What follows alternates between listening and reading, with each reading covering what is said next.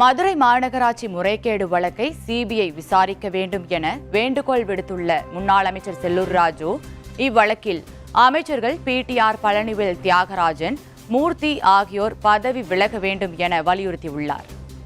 இது பிடிஆர் மட்டும் இல்லை, இவரும் வணிகவரித்துறைக்கும் பங்கு இருக்கு.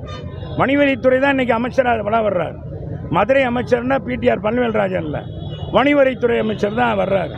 வணிகவரித்துறை அமைச்சர் இதில் பார்த்தீங்கன்னா எல்லா அவர்கிட்ட தான் நிறைய மாமன்றங்கள் வருகிறது. ஏன் நிதியிலே வேலை பார்க்கக்கூடாது அப்படின்னு அதிகாரிகிட்ட சொல்கிறார்.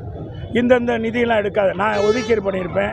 அந்த ஒதுக்கீடு நிதி என்ன செய்கிறாரு, அவர் வணிகவரித்துறை அவர் தனக்கூடிய பதவியில் அதெல்லாம் பொது நிதியில் போடணும்னு சொல்லி அவர் நிதி அது கேன்சல் பண்ணுங்க அப்படின்னு சொல்கிறவர் முறைகேடை கண்டிச்சிருக்கலாம்ல.